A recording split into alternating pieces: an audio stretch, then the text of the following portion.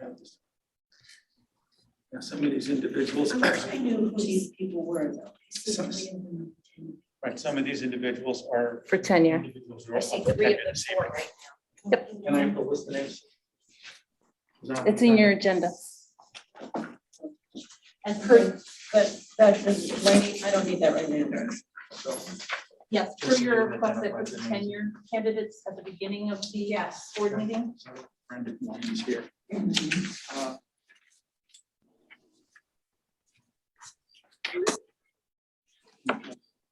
We reduced that side screen, please, Jim. Everybody goes here or not? Mike Stratton is not here. Okay. No, Mike Stratton is at a That's all right. theme for his child. He wanted me to say thank you very much for the tenure recommendation and that he had to coach his daughter's softball game this evening. Yeah. Two different positions, help and phys ed. Okay. Yeah. All right, so we have moved, we are reconvened the meeting and I guess we have to stand for the pledge, which is over there. So I pledge allegiance to the flag Of the United The States. United States of America, and to the republic for which it stands, one nation, under God, indivisible, liberty, and justice for all. Thank you all. Public comments? We have public. Anybody have anything? Then I'm going to move to the approval of the tenure. So the first one is the approval of tenure for Shirley Dorman. And I'm trying to see. As a teaching assistant, I'm sorry, I was looking for Shirley. Shirley here. She is, and if I'm muted. Oh, okay. Thank Shirley, you can you very hear us? Oh, wait. I can. Great, congratulations. Thank you very much. On your, Congratulations. we're going to vote on tenure separately because everybody deserves their own vote. So I need a motion to accept Shirley Dorman's recommendation for tenure. Carol and Carol, thank you very much. All those in favor, I'd like you to raise your hand. Excellent, it is unanimous. Congratulations, Shirley. Thank you. The next one is Julia Stu Miller. Stu Miller? Stu Miller. Hi, Stu Miller. Thank you, Julia. Sorry about that. It's And okay. is also a teaching assistant.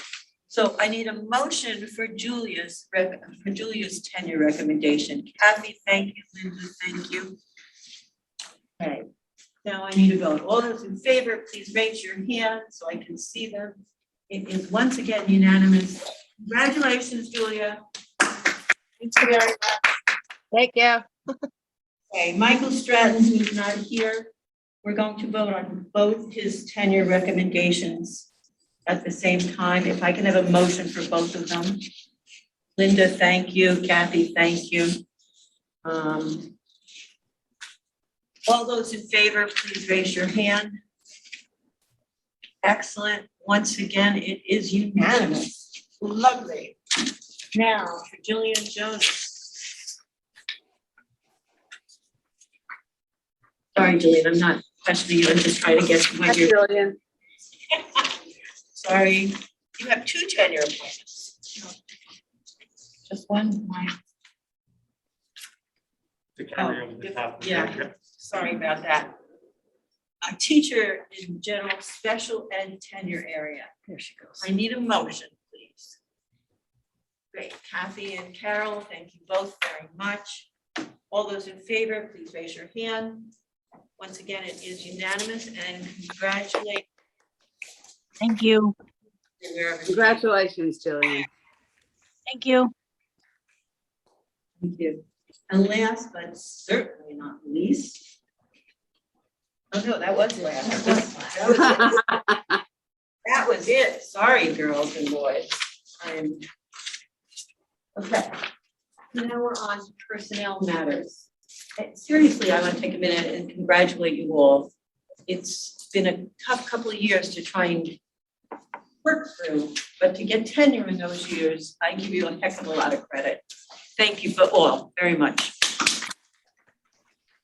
You again. All right. Thank you. Matters. What? Oh, yeah, if you guys don't want to hang around for the rest of this, it gets a little tedious. You're welcome to leave and not, we won't take away your tenure, I promise you. All right, thank you. Bye, everyone. Bye, and thank you. Jen has one thing to say before we go to the next. Before you do the personnel, I wanted to apologize. The addendum was very late this afternoon, but I want you to know that I was able to add 3 more hires on. One is our librarian and 2 are teacher aides. So we are doing our best to get as many aides in as possible. So I apologize for the lateness, but hope you understand.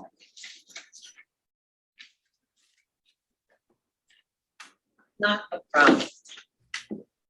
I don't know if anybody noticed it, but Kathy, the young woman that was on there, she put a little note up there.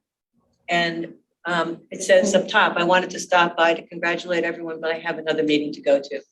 I don't know Kathy's last I name. think that was Kathy Garland. Kathy Garland, and she's probably on her way to the Kiwanis meeting. Excellent. But I want to make sure everybody saw it. She said that. It was just very nice. Okay, personnel matters. I need a motion. And it's a long personnel piece, as Jen said. So if you want to look through it because of these additions, please feel free to. And I'll give everybody a few moments. Thank you, Carol. Carol, you're muted. Are you asking a question or you making a No, she's motion? making the motion. I'm making the motion. Thank you for reading my lips. Thank you. We'll take it in a minute because we're giving everybody time to read through this big addendum Jen just gave us. But thank you.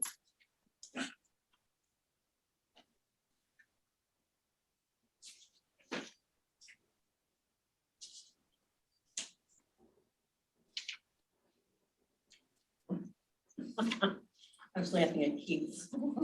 Yeah. Took me a minute there. However, somebody's got his voice down pat. All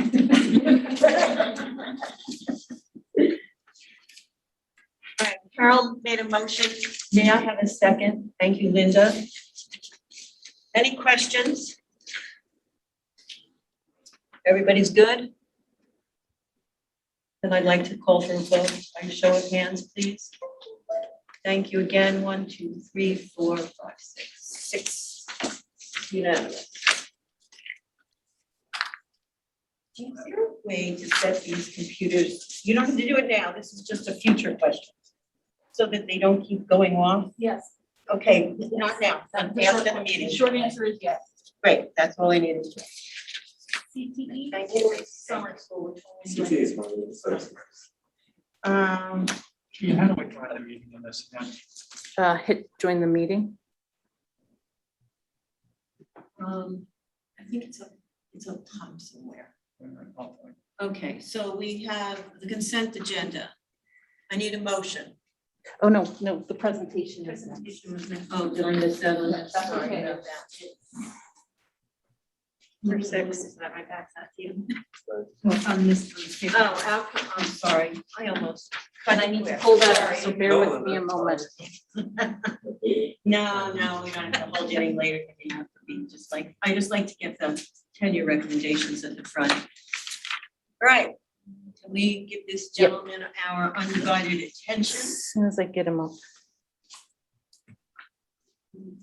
I was the guinea pig volunteer first. Yes, and kudos to Jeff for the brave, Always the brave first soul one. that he is.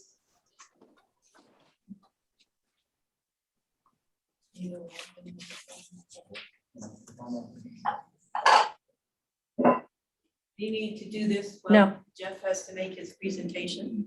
I'm trying to get his presentation up. Gotcha. Is it in your drive? It's here. Let me just join the meeting.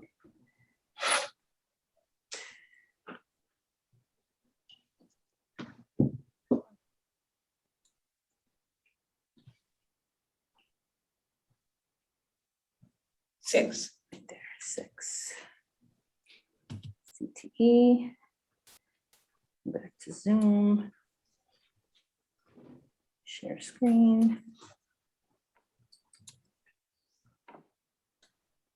Share.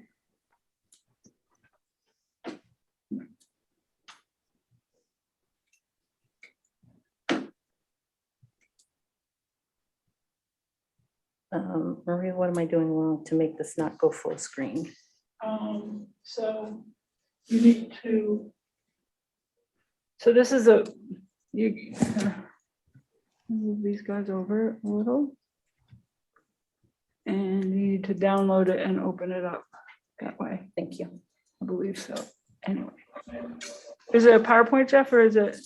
No, see, it's a PDF.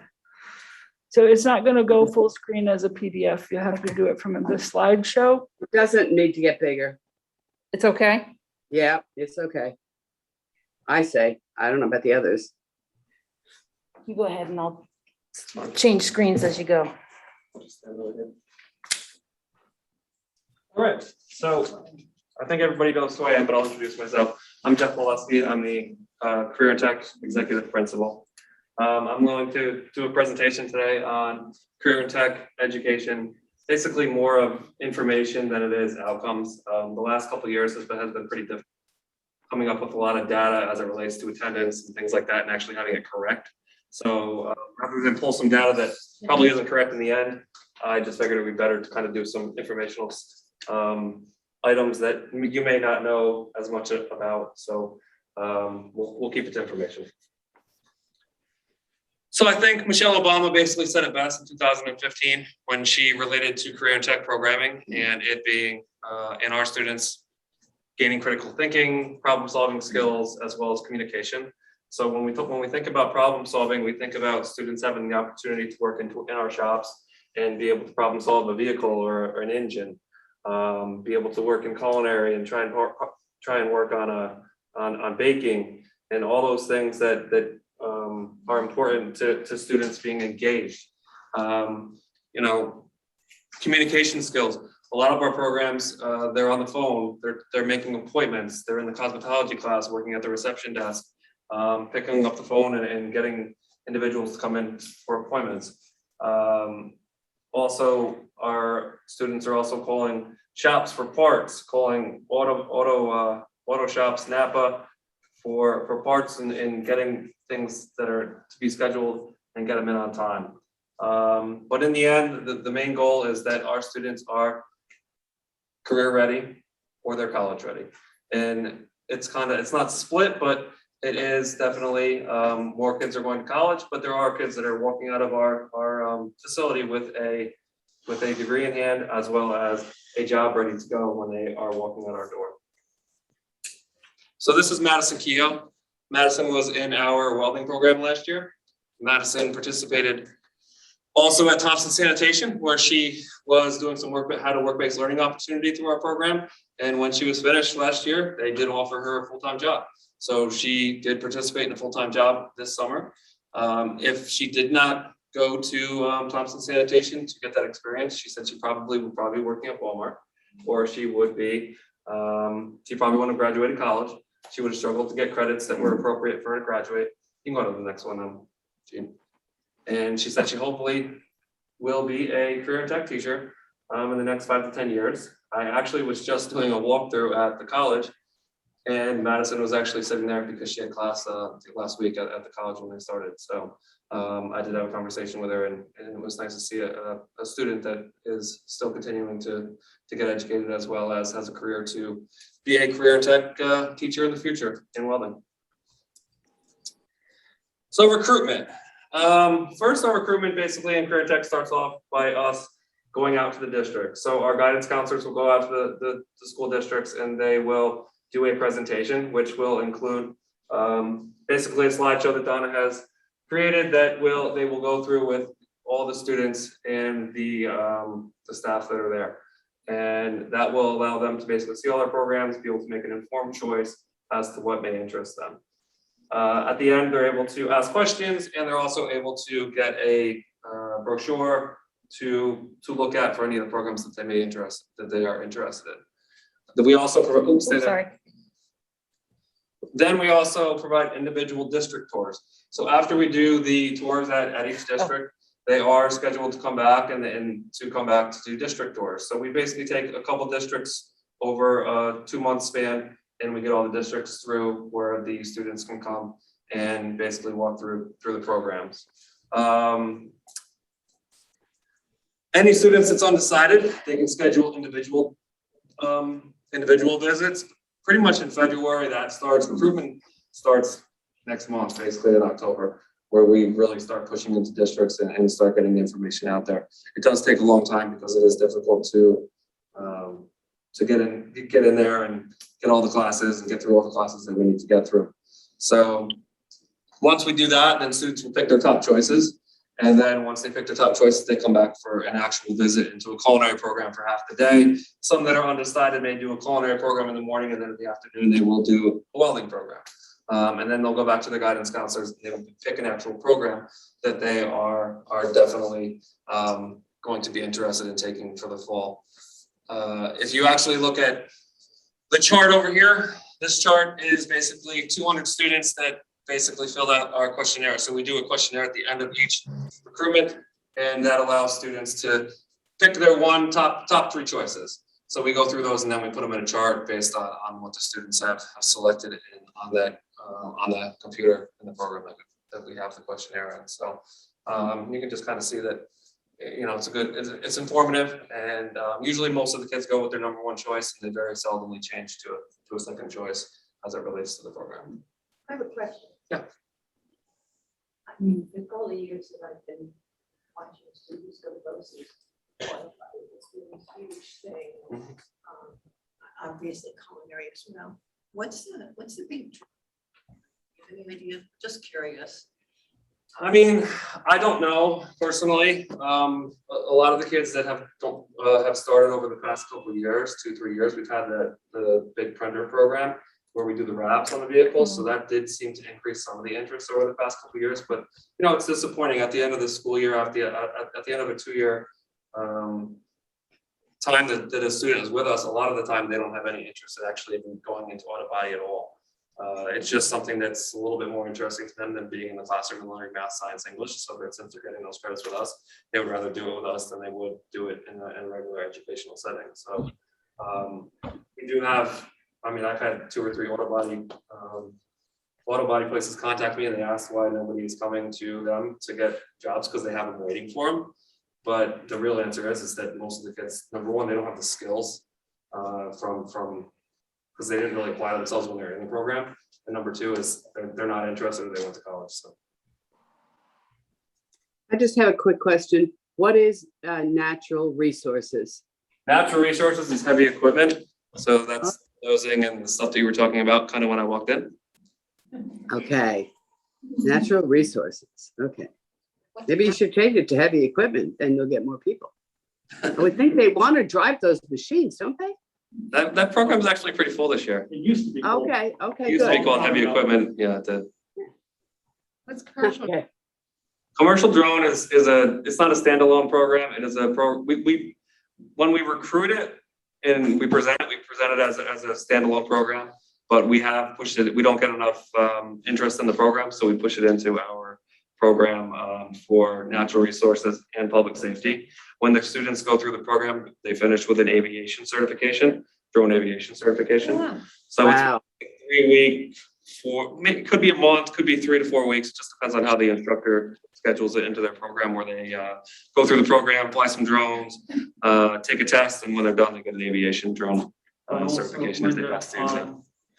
Broadcast music production was a placeholder for at least 2 years before we actually had enough students to run it. And last year we had how many students, Jeff? And which one? Broadcasting music production. We have like 6 or 8. And 6, this I year we think. have, 16 is full. okay, so some of these are Word of mouth. programs that somebody has expressed interest with, and we try to get off the ground. Yep. When I started here, we had hospitality and tourism. Yeah. Nobody took it. Nobody wanted to do it. So it dropped out of the rotation. Broadcasting music production picked up very quickly, but the drone has been on there for a couple of years, but the equipment, so it's not wasted. We incorporate the certification into 2 other programs where drones are very much integrated into public safety work and to construction. And they do use drones a lot, so it does work, it does correlate with the curriculum. So for natural resources, they use it a lot for surveying property, surveying timber, surveying bridges, things like that. So they will use those drones a lot in that specific program. Obviously for the police, I mean, they'll do it for anybody that is hiding in the woods or for somebody, they'll do it on accident scenes, things like that, to survey big areas that they couldn't typically get to. If somebody is lost in the woods, they'll go and send it out and see if they can track that person down through the heat sensors and stuff on drones that they have. So they are very, very, there's a lot of uses for them. So Innovative Design was a program that had started, Susan, just before I got here, right? And now, Jeff, how many kids in Innovative Design? 16 and 16, it's cool. So it became a very popular program, and that's one of the programs out at the college. Public safety is out at the college. Innovative designs at the college. Yep. I mean, the biggest thing with the numbers that you see here, you have to remember these aren't enrollment numbers. These are just ideas that the kids have and that they're saying that they would be interested in. All these kids don't technically come to us. So they are 10th graders that we do survey. These are all 10th graders that are surveyed. So when we do our recruitment, it's pretty much this recruitment for tours, and the overall presentation, and then the individual opportunities to come back are all for 10th graders. We do the Expo, Cte Expo, which is for 5th and 8th graders. That's just to get them thinking along the lines of, oh, this is what career tech is. I don't really know what this is. Kind of getting it in their head, kind of showing them that it is an opportunity. So when we do the Expo, we run them through, we set it up usually in auto body, and we set it up in the construction shop, because it's some big areas and they're kind of across from each other. And then we have all of our students come in, they'll set up an activity table. Culinary usually does some cookies where the kids can come in, like 5th and 8th graders come in and decorate some cookies or some cupcakes. So it's basically a hands-on engaging activity. Auto body will have the one year they did a little spray painting booth where they had a little sprayer and they did some spray painting on some paper. And we've had welding use the virtual welder. So it's all things that we get kids thinking along the lines of, oh, wow, I didn't know that was an option or an opportunity. Great. Yep. Very awesome. Very, very awesome. Yeah. For good, Jeannie. So we kind of discussed some of this stuff, walkthrough visits, immersive visits. So some of the immersive activities that we've done, obviously welding, we had some kids make some T-joints. Gave them the metal, they made a T-joint, and they were able to take that metal home and actually show their parents and probably show some kids at school and say, wow, look what I made this whole BOCES today during my house. So we're able to make some connections. Kids are able to walk around the shops. They're able to kind of see how the class operates, see the time schedule, see what the instructional aspect of the program is, and kind of how it breaks out from instruction to shop time. So the time that they actually come in person and are able to be there for the 2.5-hour time slot that Career Tech is offered in the AM and PM actually gives them a full opportunity to really see if it's going to be meaningful for them and see if it's going to be something they're interested in. Academics, basically we offer 7 credits through Career and Tech over a 2-year span. So 1 year obviously is 3.5, and the other year is 3.5 credits. 2 credits are Career and Tech specific credits. The other credits are made up through math, ELA, and science, which are provided by our consultant teachers. Now, some districts may give 1 credit for ELA and then a half credit for math and then the 2 CTE credits. It all depends on what the student needs back at home districts for math or ELA or science credits based on what they came in with. Jeff, Yes. is that math, science, ELA related to their skill?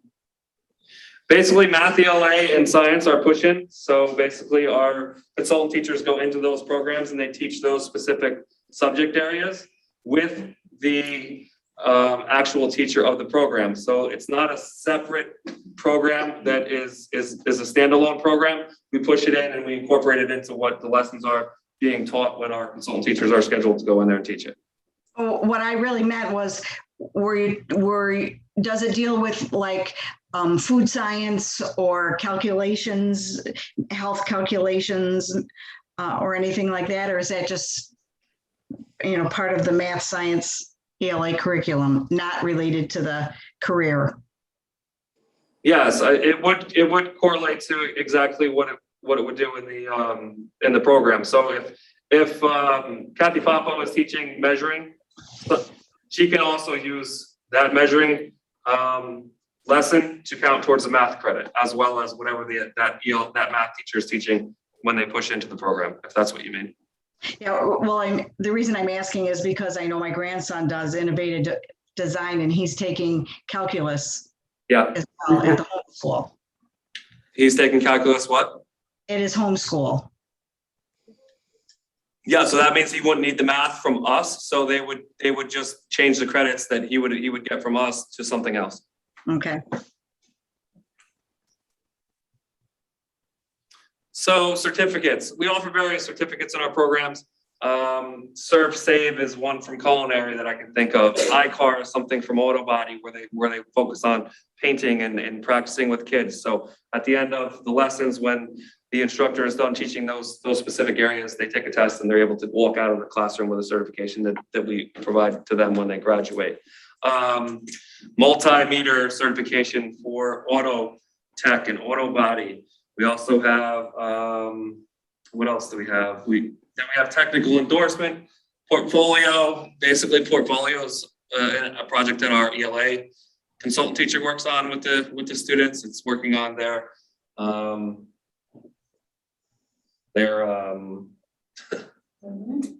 resume and their cover letter. Sorry, we're working on the resume and cover letter with them. Hands-on written and technical exams. Those are NOCD, precision exams, and NCCER. Those are 3 areas that students will take a handwritten exam or a written exam, as well as do a hands-on portion. And they need all those areas in order to get a technical endorsement, which is basically the seal on their CT certification. Work-based learning hours. All students are required to graduate with 54 work-based learning hours, and that's over a 2-year period. So any time in the shop and a lot of the time that they work out in the community at our work-based learning sites is basically the time they'll get them hours, which it's very easy to complete 54 hours over a 2-year span because they get a lot of that very quickly. So graduation data, this is basically data that we collect for our Perkins grant. It just basically shows that most of our students are, about 35% of them are going out to be employed. Maybe 5% are going to the military. 60% are pretty much pursuing post-secondary education, so they're going to college. And then 2% maybe are unemployed. Articulation agreements. So basically, articulation agreements are agreements that we have with colleges. So you can see the list of colleges here. These are the ones that we have articulation agreements with for our programming. One of the ones that sticks out would be SUNY Sullivan, because we have a great relationship with them and they offer some very good credits to our students. So if Jean switches to the next slide, it will show you that our public safety program gets 15 college credits. What that means is that just for taking public safety they do not get the 15 college credits. They need to attend SUNY Sullivan when they graduate and sign with them in order to get the 15 credits, and they need to attend there for 2 years. So if they attend there for 2 years, they're automatically getting, as long as they have an 85 or higher, they're automatically getting these 15 credits, which is a full, which is a half semester. I mean, that's huge for our kids, especially with their socioeconomic status, and they just can't afford to pay for it. So the fact that they can get a free ride for half a semester for taking this public safety with us is great. This year we had 14 students join in there as freshmen. Last year we had 11, and then we had the 11 returning this year as seniors. So they are getting some great enrollment from us on our end based on our program and us being out there and sharing their space. Early childhood is another one. They get 9 credits. So again, they obviously need to attend the early childhood program out at SUNY Sullivan to be able to get those 9 credits that they're offering us. They do sit down at the end of about March or May, they sit down with a specialist out at Sullivan to try and work on a schedule for them. So we do encourage that they sit down with someone out there to kind of come up with a schedule for them and kind of get them motivated and kind of pushing them to start looking at what their future is going to be towards the end of their time with us as seniors. So right now, based on the Bureau of Labor and Statistics, these are the top high-paying trade jobs. Nurse practitioners, obviously, that covers us in our health occupation. So there's a couple things that kind of hit us on our end. So solar provider, solar installers, that could be construction because we do some solar information in our programs. Cooks and restaurants, obviously culinary. So we are hitting some of the top paying jobs that is out there by the Bureau of Statistics and Labor and Occupational Therapy and some other areas. But a lot of the popular ones obviously are health occupations. And I think that's why we've seen such great numbers in our programs, especially those ones. So this is this year's Cte enrollment. So I did show you the recruitment before for 10th graders, and this is actually what we do have. It's actually the other one on this one wasn't refreshed before we downloaded it, so it is a little bit off. But if you scroll down just a little bit, Gene. You can see that our current number actually here, this 431 is now 417 or 418. And it actually went down because guidance was working on this the past couple of days. And you can see our total enrollment for 2021 was for 2020 was 459, and we're at about 419. So we are about 30 off from what we typically were last year. A lot of that has been because of the vaccinations. We did lose quite a few kids due to the vaccinations. Some change programs, which was great, but we didn't retain them all, and some did tend to drop. But there are a lot of changes over the summer. Kids change their mind when they come back in September. So the biggest number that's different this year on this whole chart is basically Monticello. So this column right here is Monticello. They only sent 100 students to us this year. And in the previous year, they sent us 146. Most of the other numbers for all these districts across the bottom have pretty much stayed the same, or they actually went up a couple. So we've been pretty steady, other than Monticello had a big class, I guess, the year before, which caused the numbers to drop so much. But if you look across the top of this enrollment chart, you can scroll up a little bit. If it doesn't let me.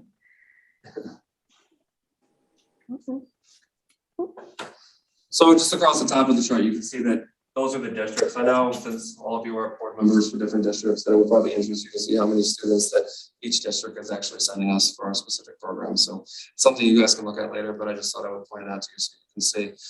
These are AM totals for our student enrollment and PM totals. One of the biggest ones that went down was obviously Health Doc 2.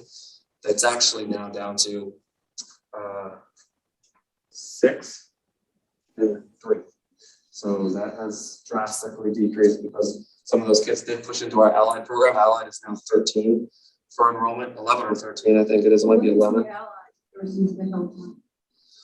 Allied program is basically learning about the health field, anything other than the nurse, than CNA. So it's anything other than specific nursing. It's working in doctor's offices in various areas to be tech in a radiation tech, or working at a dentist and things like that. So it's kind of like lower mid-level doctor's office kind of items. I thought 2 weeks to the CNA, and that's why the clinical component is so necessary.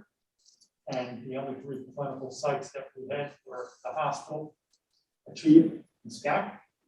Gotta be vaccinated. With the new state mandates, they must be vaccinated. So many of the kids moved into Allied Health, which we don't have the same vaccination requirements. And Allied Health is a 1-year program, as well as Vision is a 1-year program. So we only offer them to our seniors. And any student now that is enrolled in Health Lock 2, which is our CNA geared program, if you are not going to test for the CNA at the end of the program, you need to switch and choose another program for the state.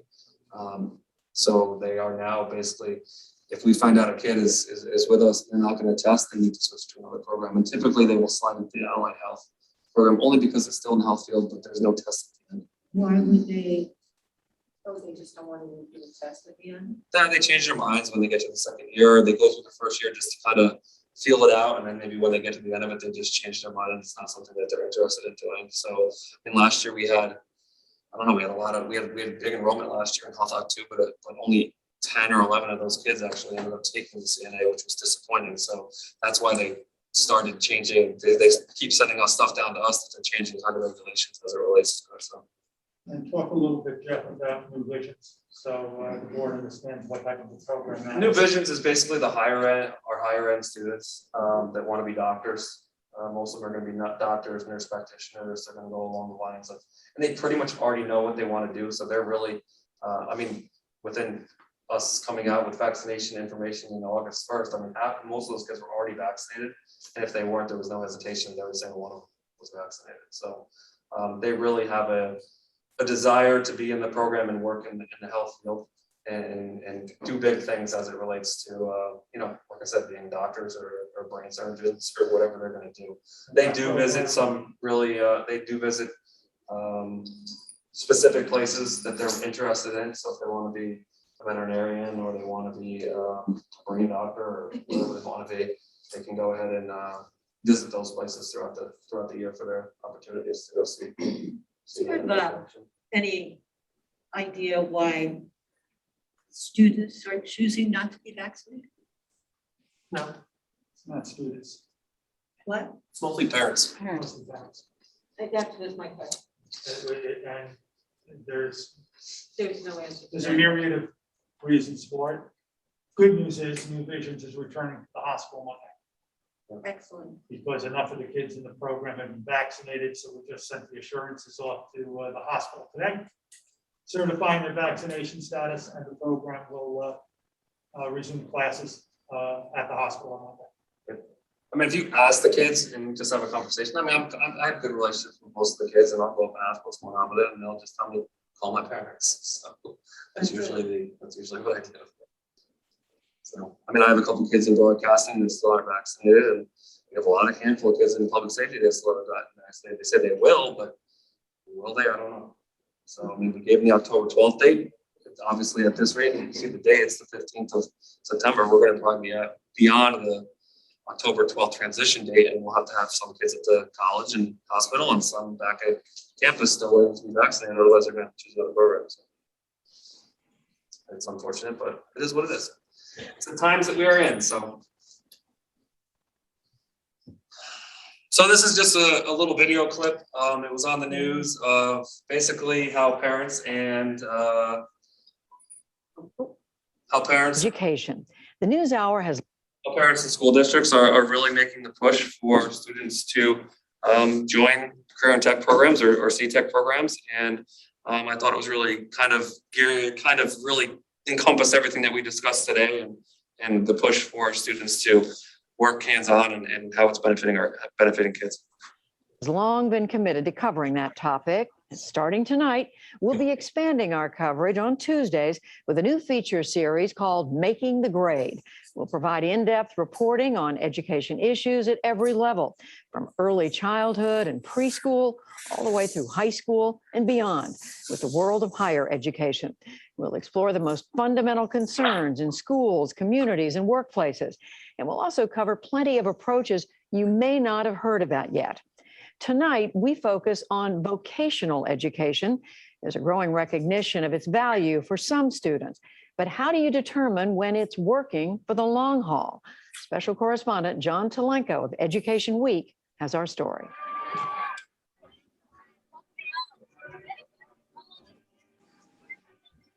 This year, some 3 million students will graduate from high school, and most will go on to college. It ought to be something to celebrate. But in fact, nearly 40% of those who go to four-year colleges and some 70% of students at community colleges will never earn their degree. It's the shame of our nation when you look at a student comes out of high school not knowing what they want to do, goes to college, drops out. Now they're in debt, without a job, and not knowing what they want to do. They're worse off than they were, as little as a year before. And that's all preventable, all of it. One solution, Principal Dave Wheeler says, lies in schools like his, Southeastern Regional Vocational Technical High School, south of Boston. Here, in addition to the regular school subjects, students learn skilled trades and professions. And if they choose, instead of college, they can go directly into the workforce. You can become anything you want. if you take advantage of what we have. Choosing a career program starts in ninth grade. Students spend the first semester sampling each of the roughly 20 professions taught here.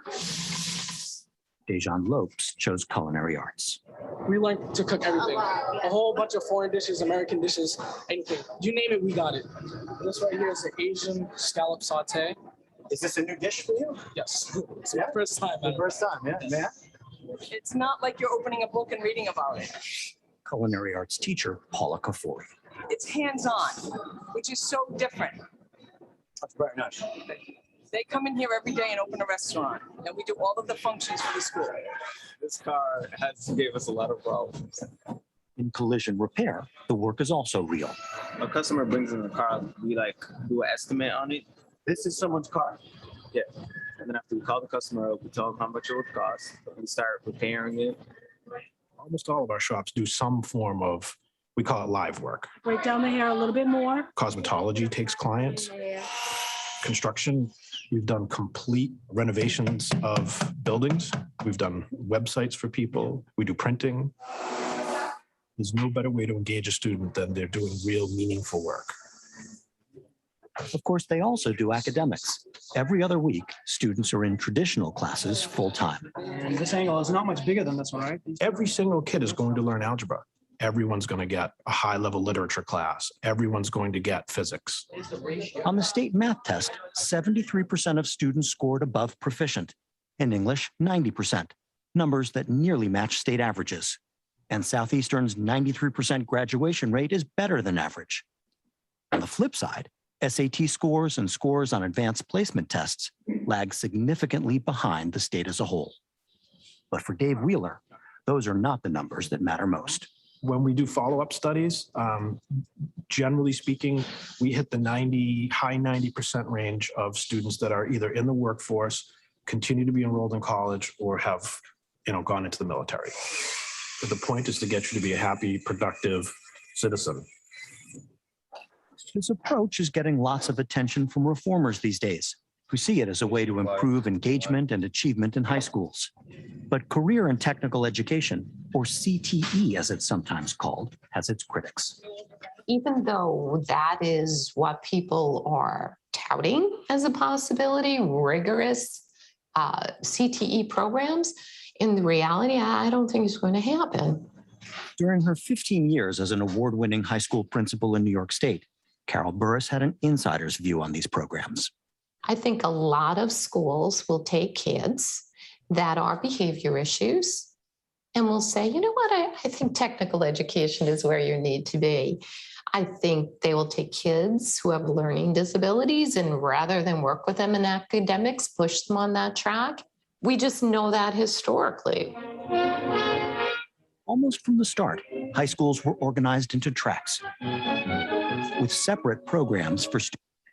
I think you guys get the point. I mean, I think the overall concept is that, we need to keep getting our information out there, especially here at Sullivan BOCES, to the districts and providing it to the students so that they can make an informed decision as how they want to carry out their education. So that concludes my presentation for the Career Tech information session. So if anyone has any questions, I'll answer them. Thank you. You're welcome. Carol, you're muted. You're muted. You have a question?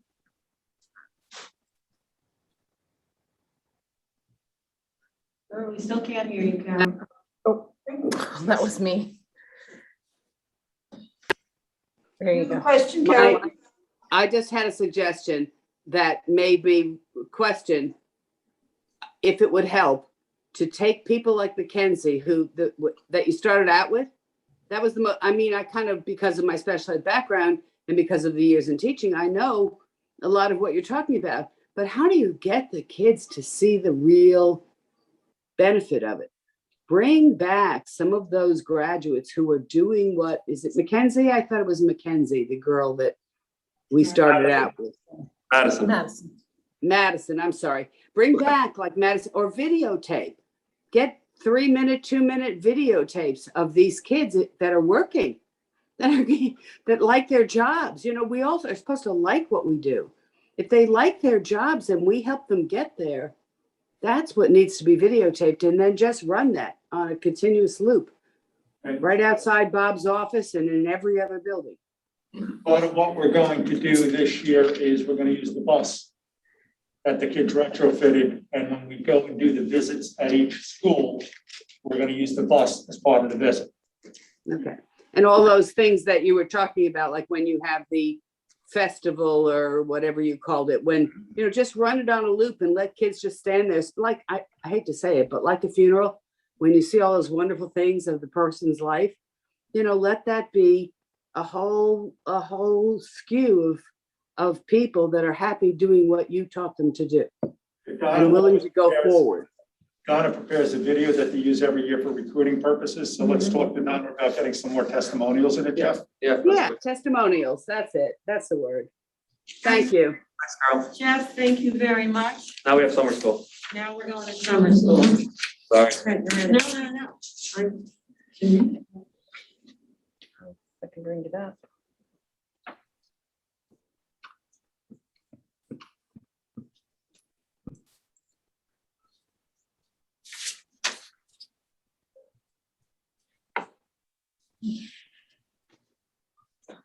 All right. Wait, hold on. I gotta share the screen. It's not as easy as it looks. It doesn't. Share screen. So, share. There you go. All right, click on the next one. Okay, so basic overview. I think we've been through this a few times before, so I'm pretty sure you guys have a pretty good idea of how it kind of operates. But it obviously is a 24-day program that we run for academic summer school for 7th through 12th graders, grade students, and our component districts. Our component districts that participated this year were Eldred, Sullivan West, Liberty, Fallsburg, Ellenville, Manor, Roscoe, and Tri-Valley. The additional one that we had this year was Ellenville. We've never had the Ellenville participate in our academic summer school. They called us, I don't know, somewhere in February and asked if they could participate because Ulster BOCES was not offering an in-person option for summer school, and they did not want to do a remote option again because it wasn't successful for them, just like it wasn't successful for us when we ran it as a remote option. So they did join us this past year, and they sent us quite a few kids. There were no August Regents exams this year, obviously, but any student that did participate in a Regents geared course, such as global or algebra, did, and if they did pass the course, they did get a pass as it related to the Regents exams for the school year. So they automatically got a passing grade and it got exempt from the Regents exams if they passed the course. Oh, that's awesome. Wow, good. Definitely a benefit. So I think that did encourage kids to maybe try a little bit harder this year, knowing that at the end, if they did pass the course, that they wouldn't have to ever take that Regents exams, course. So I think it may have benefited, as you can see, when we get down to our data, you will see that our data did increase greatly this year based on the number of students that we had. We had 190 students overall this year. Out of 190 of those students, 171 students participated in person and 19 students participated remotely. So it was, we really didn't broadcast an option to work remotely. We pretty much just told districts that, and all the districts basically wanted to promote it as an in-person option only because of the numbers from the previous year. And obviously the issues we had during the school year, and everything was kind of relevant. So overall course selections, 376 selections as it related to overall number of students enrolled in a class. So 76 classes students were in, because one student could take 3 classes or they could take 2, or they could take 1. So most students at least come in and take at most 2 classes. Typical summer school schedule. Basically, we offer the main components: algebra, math, global, social studies, sciences, whether that be living environment, whether that's math, science 7 and 8, but they're all the basics of math, algebra 1, 1A, and then we did offer a trig in algebra 2, but a lot of districts don't really participate in that. We had a few, but not too many. And then we did offer driver's ed again this year. Back up. Back up.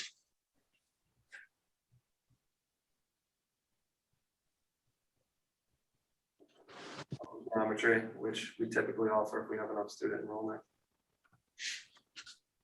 How'd your driver's ed do?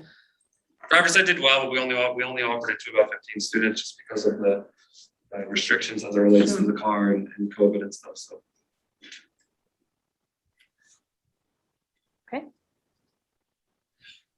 This was our schedule. As you can see, our schedule is pretty packed due to some COVID regulations and the spacing issues, which the summer really was pretty much 3 feet for part of the summer based on the numbers because they had gone down below the ranges that they were stating in the colors. So, but it did result in us having to offer numerous numbers of English 10, English 11. So as you can see it on the schedule, we don't typically offer double sessions of almost all our programs. All of our classes that we're offering, but due to the fact of number one, the number of students that we had and the volume of them, and then the volume of kids that needed English 10 and 11 or global, just made it so that we needed to offer a lot of them throughout 3 sessions. So as you look up here, there are a lot of new names up there this year. We only had 2 teachers that we retained from previous school year, from previous summer schools. This was the first summer school that I didn't have the exact same staff come back for the past 5 years. That was where I actually had any change of staff. So this was the first year where almost all the staff are new except for Mark Cook and Janelle Duarte. Everybody else is brand new. They came from all over the county and they were difficult to hire this year. It was us competing with Liberty, with Monticello, with other programs that were being offered at other districts that maybe we didn't know about. So we were basically competing for individuals out there and had to basically beg them to come work for us. We were hiring people till the last minute before summer school started. To put a preface on that, the federal money that was received, one of the requirements was a portion of it had to be used for summer program. In order to access that funding, districts that have never run a summer program of any type ran themselves. So they were paying their teachers per their contract. Liberty this year decided to do their own summer school. We may have gotten some of their kids, but predominantly only for driver's ed. They ran their own summer school, and a lot of our teachers were Liberty teachers. So we were competing with everyone in the county for teachers, and fortunately Jeff was able to work with HR and recruit sufficient staff members to run. It was hard. We're good on that one. Same thing with support staff. That we only had Julia Stollmiller, Sam Dams, who worked for us previously, and Darlene Matico, and Penny Medina. All the other individuals on there, which is about half of them, are all new staff. One is a teacher that actually worked as a assistant over the summer. Matt Camara is a music teacher for special ed during the school year, and he actually came on board with us and worked as a TA. It was difficult. Eliezer for ELL, he came from Ellenville. He was absolutely excellent. He was a great asset to our program, especially for our ELL students. He was probably one of the best staff members that I had hired on staff this year. So he was absolutely great. So again, support staff was also an issue, not as much as an issue as it was for the special ed side of the house. I don't need as many staff members as it relates to support staff, but it was still an issue. Summer school costs this year went up a couple bucks to $552 per class. Driver's education, I'm not 100% sure what we charge for that yet this year, Susan. I know I sent you an email about it, but this morning about it, but I wasn't sure if you had that amount.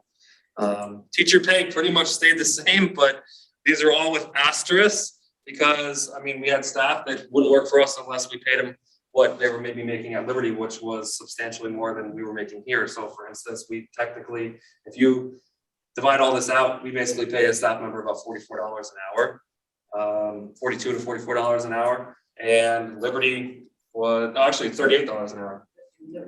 And we were $38 an hour. Liberty was about 54, right around $53, $54 an hour. So it was very difficult, like I said, to compete with our vast differences in salaries. And like Bob said, a lot of it was due to the federal money, so they were just throwing stupid amounts out there. And who set the price for the class per 552? Yeah, we set it. And the school districts paid it? Yeah.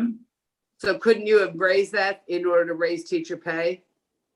I mean, we didn't really know that at the time, so by the time we realized what other districts were paying their staff to hire them on board, it would have been probably not a good idea for us to make that change so late in the game when we had already kind of discussed that through the business office, because we do some planning for months before we even start in July, that it probably wouldn't have been good on BOCES's side to make that decision so late in the game. Yeah, all of that federal money didn't hit till late in the winter. Right. Early in the They did spring. hit us.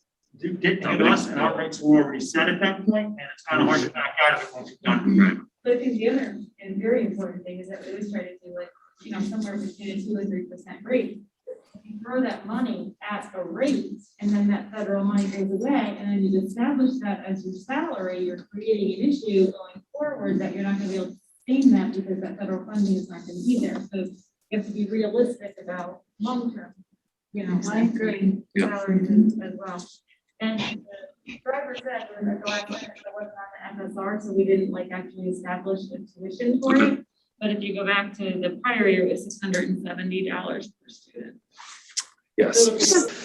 So this basically just breaks down the overall enrollment. Fallsburg again, which is typical, was our highest student enrollments. Ellenville came in second with 41. We thought we would get more from Ellenville, but towards the end, when we kind of were going through all the discussions, I mean, when they first sent me the list, they had 378 students on it. It was astronomical. I mean, with 50 different courses on it. But once we kind of narrowed it down, we only accepted the 9th through 12th graders from Ellenville. They didn't send any 7th and 8th graders. They kind of kept them in-house, or they did something with them at Ulster. I'm not really 100% sure what they did, but we only accepted 9 through 12. So. I think they kept them in that. I think they did. Yeah, they ran their summer program with a couple staff over there.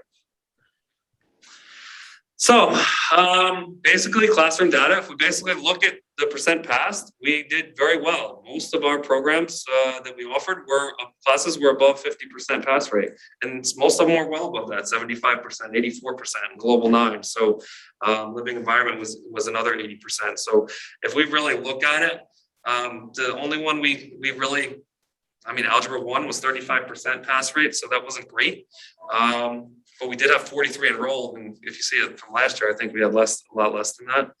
And then I think the other one was living environment, English 11 was at 45%. But overall, I mean, if we compare the numbers from the last few years, those are probably the best numbers we've seen in a heck of a long time.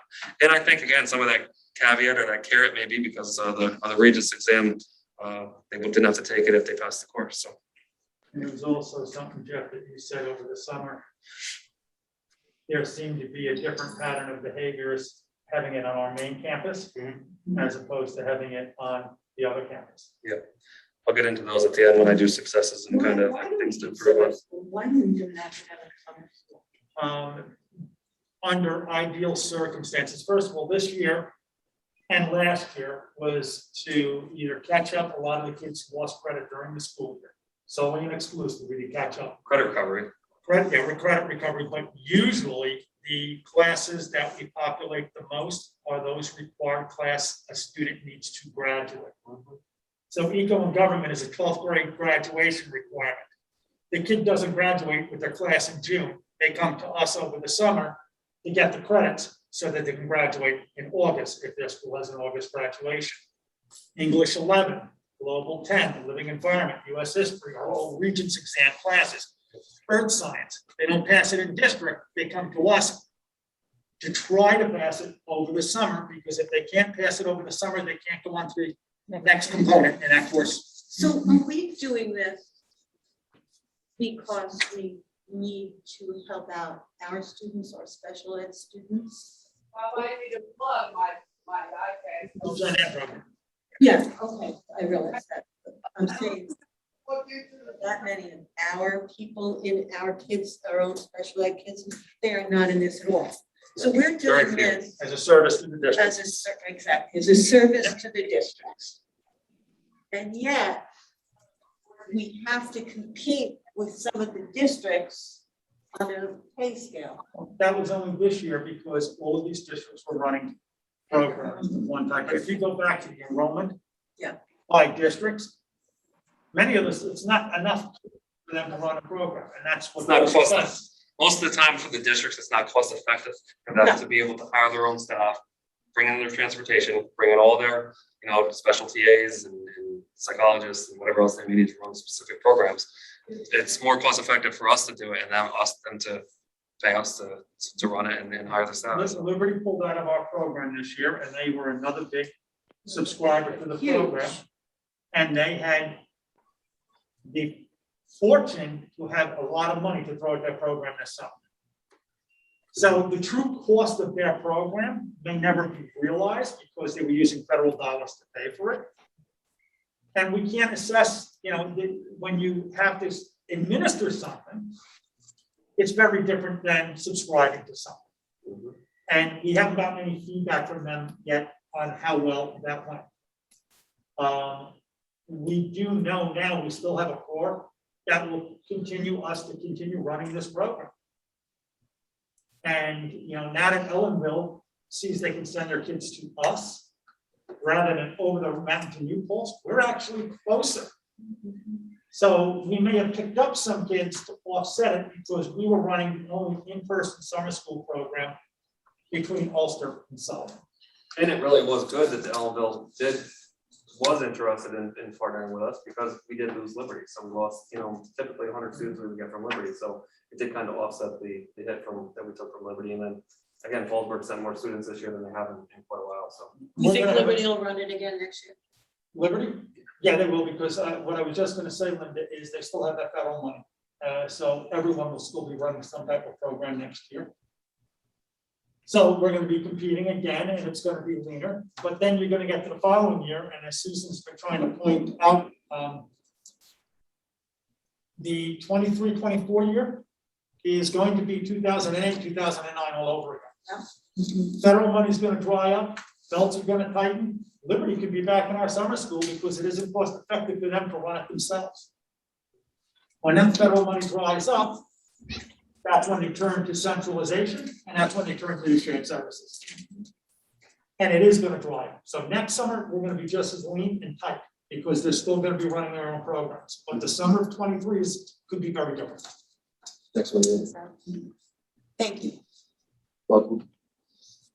So this basically was a comparison. As you can see, our percentage different obviously was huge based on what we had in 2019. 2020 is over here on this left side as well. So percent pass from what you see from 2019 was 14%, 16%, 20%. I mean, the percentages were not very good at all. So then when we come back to this item, you can see that we definitely did a heck of a lot better. I don't know if it was instructors. I don't know. I mean, I think it's a little Let me mix ask of you a everything. question about that, because this is the first time I'm seeing some of the data. Did the same teacher teach Algebra 1, 1A, and A2 trig?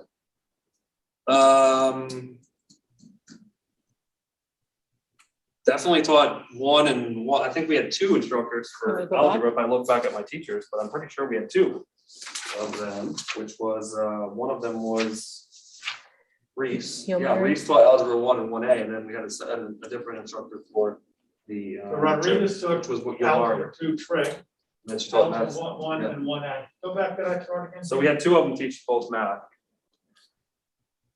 But, and the reason I asked the question is if you look at those percentages, Algebra 1 that's half of the old full year algebra, right? Yep. Yeah, that's the stretch. And it's a 1 year. It's the half of the 1 year. 1A is the First year program. Yeah, 1A, that's right, yeah. But I mean, the enrollment for Algebra 1 to 43 kids, I mean, that's 13, that's 14 more than what we had in And a lot of kids will only take Algebra 1A. English 9, 10. And then take other math credits. We basically doubled it. We had 63. So as you can see, some of those numbers, global's typically always high. We're usually in the 50s, 60s for global, but we were at 62 this year. So those main subject areas, and they're all going to be areas that are going to require a Regents exam. So. And if things go forward the way they look like in New York State, you're probably going to see Regents exams replaced sometime within the next 5 years. And you will see scores like this more. The reason they're looking at that is because many kids pass the course with their classroom teacher, pass the final with the classroom teacher, but hit a wall when they take the Regents exam. Because you're sitting some of these kids down for a 3-hour if they're a gen ed student, or a 6-hour if they're a special ed student, at a clip, testing them on everything they learned in the year under a high, really high pressure situation. There's a lot of variables that you have to take into consideration when you're looking at this, you know, different kids, different teachers. Different environment. Times, different environments. Jeff and I have this conversation all the time. If you send a student to us that has a 20 average versus a student that has a 60 average, you know, the likelihood of that kid who's almost passing is much greater than a kid with a 20 average. And a lot of times we would, you know, try to get districts to, you know, not send us the kids with the 20. That's like somebody has to repeat the course, you know, so I think you just have to realize that there's a lot of variables in the comparison. I have to give you an example of exactly what you're talking about. When I was a special ed teacher in an Algebra 1, 9th and 10th grade, a lot of repeaters in there, by the way, a lot of special ed kids. And he went through the vocabulary the first day, the gen ed teacher, and I said, look, just give me one more day and I'll work up a way for these kids to understand this vocabulary. Like they don't have it, you know, so let me, he said, we don't have time because we won't get to the Regents at the end unless we stay on the schedule. And so my kids were doomed, you know, my kids and every single kid who was taking it again was doomed because of that idea that they, at the end, they had to get that Regents in. And again, you know, in summer school, it's 6 weeks, so you're cramming 6 weeks, you know, a full school year, 180 days of material in 6 weeks. So and that vocabulary, let me tell you, like, that vocabulary I wasn't good at. I mean, come on, yeah. One of the key pieces of information Jeff has, which is very important, we ran an in-person program. Attendance was good. It wasn't great, but that's always with summer school. It was better than But the most. fact that only 19 of all of the kids were participating remotely. Yeah. Showed that these kids needed to be back in school. Yeah, I mean, I think I should have put our daily attendance average on there, but it was right around 105, 106 per day, right, Bob? Yeah. 190. Yeah, about 190, right? And but when historically summer school, you know, they enroll them and they forget them. A lot of the time, they still gotta pay for them. They might come once, twice, 3 times. When I was in summer school, in Detroit, a kid, I saw them once the first day and they showed up the last day. Some of those kids out of 190, they don't ever show up. They just don't come. But unfortunately for the district, they still get charged because we pay based on the number. We charge our districts based on the number of students and pay our staff. So that's how we hire our staff, is based on the number that they're giving us on FSRs or that they're supplying through us throughout the school year. So that's just the way it works. So basically, a positive was that only 19 students, like Bob said, participated remotely this year. That was good. I think it did obviously help some of our numbers. I think it helped some of the kids pass. And it was good to see a lot of the faces in the seats.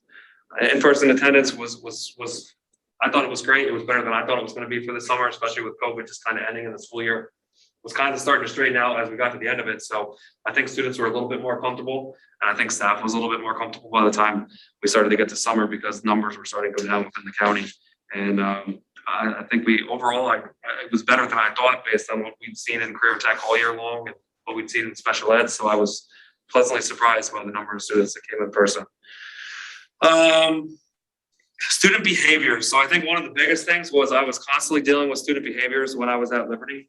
I was there for 5 years. And during that time, a lot of those kids are Liberty students. So over 109, 110 of them typically were Liberty students. So they know the building. They're constantly wandering around the building. They're going from the middle school to the high school. There's other kids that are playing sports there. So there's constant distractions.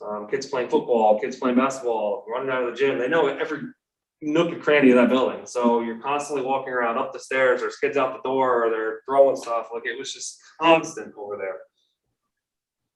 Obviously, we talked about difficulty of hiring staff. That was definitely a challenge. And I guess that's all I have. Thank you. You're welcome. Thank you. Questions? We have a couple pictures here. That was our that was Ellie. He obviously did pullouts with the ELL students. He constantly had a full classroom of students that were speaking Spanish and worked with them separately. That's Chris, she's a teaching assistant, this is Christopher. She was great with the kids. She rotated to a couple different programs.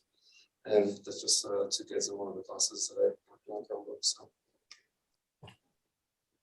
And COVID-wise, in the entire summer, we had 2 positive cases, and because we kept our protocols in place, the first case, it made the difference between 43 being quarantined and 8 actually being quarantined. And the second case, it was only 1 being quarantined. Yeah. A lot of the changes in reference to the distance that they suggested made a huge difference as it related to quarantines. And then thankfully, some of those kids didn't ride the bus, so that would have made a big difference. I think both of the kids didn't ride the bus at all. They were dropped off by a parent both times, so that would have definitely put another snag in the plan. So.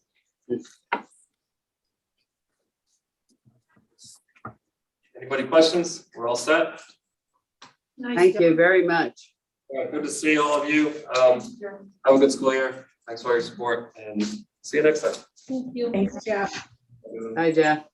Thank you, Jeff. You're welcome. I'm just gonna work off the paper agenda because I keep getting people at the internet. I have no connection. I'm just doing this. They have to update all the Chromebooks. I found out this morning that they have whatever. to update. I'm just gonna use this paper. You're welcome. Okay, 8-0, claims audit report. This is informational. Anyone have a comment on this? 7-0. Consent agenda. I skipped 7. Consent. It's at the very bottom of the page. Yeah. Wrong page. Sorry about that. 6, 7, consent agenda. I need a motion for the consent agenda, please, people. Thank you, Linda. Thank you, Carol. Okay. Any questions about the consent agenda?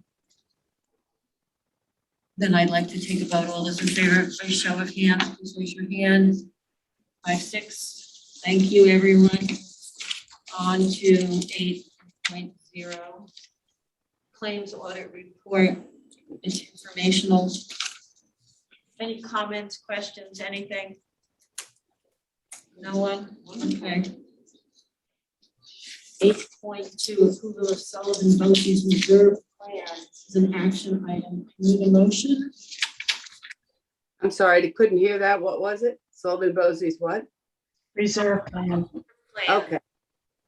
Thank you, Carol Park and Linda. Yes, thank you both.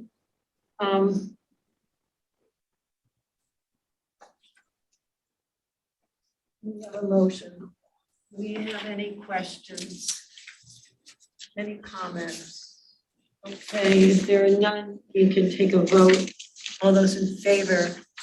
Again, a show of hands, and it's 6-0. Thank you, Jean. You got 6 of us.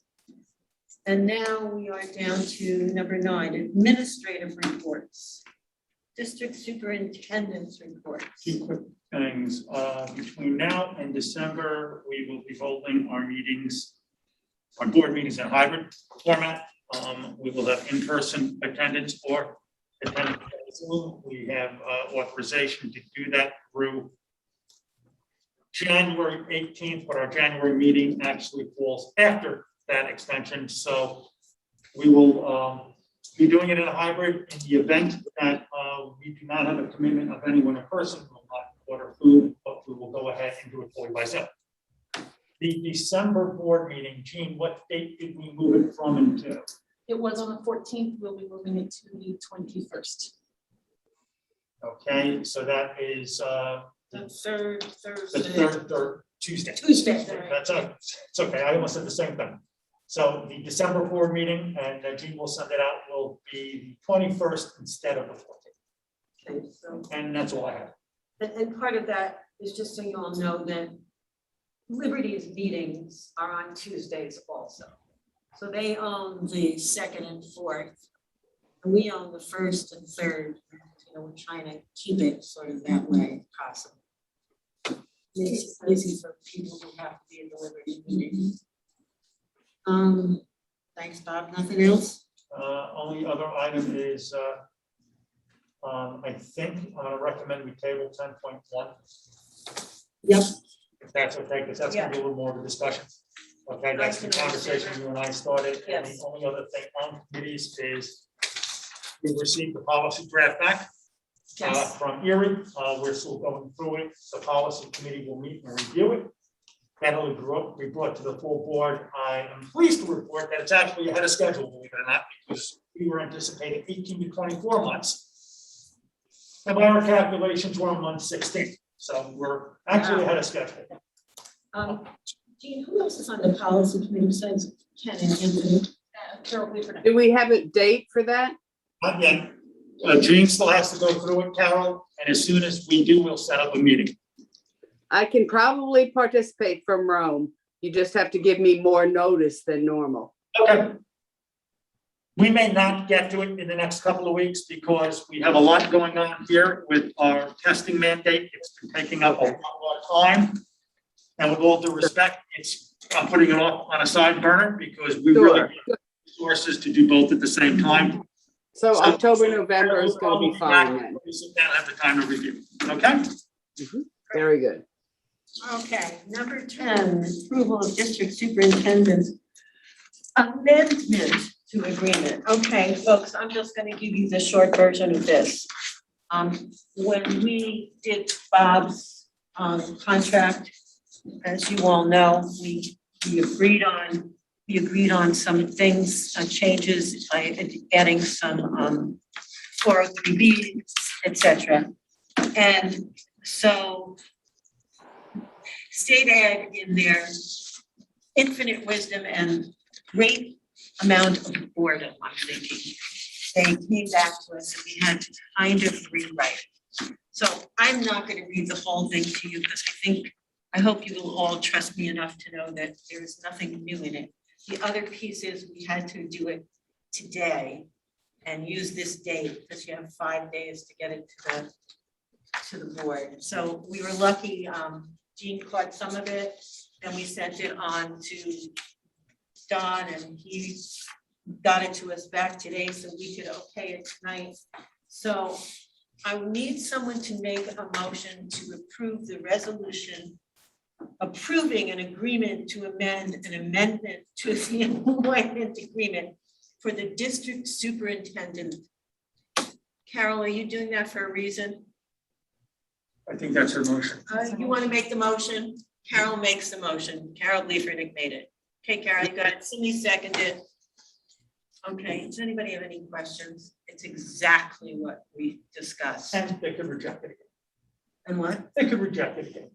They rejected the first time. They have somebody doing Oh, that. State Ed. Yeah, State Ed, that's what I'm saying. If they reject it again, we'll just discuss it a third time. Okay, all those in favor, show of hands, please. 1, 2, 3, 4, 5, 6. We are 6. We agree to it. I am signing it now. Well, I'll sign it again. Okay. Board member comments. Going around the Zoom. Kathy. Carol, no. Simi. No. You want a cookie, Simi? You're good, son. Carol Park. No. And Linda. And I'm not anything either. So with that, Kath, you're on. Motion to adjourn the meeting. Great. Simi, thank you. Simi for saying you. All those in favor, thank you all very much. And thank all of you for being here and really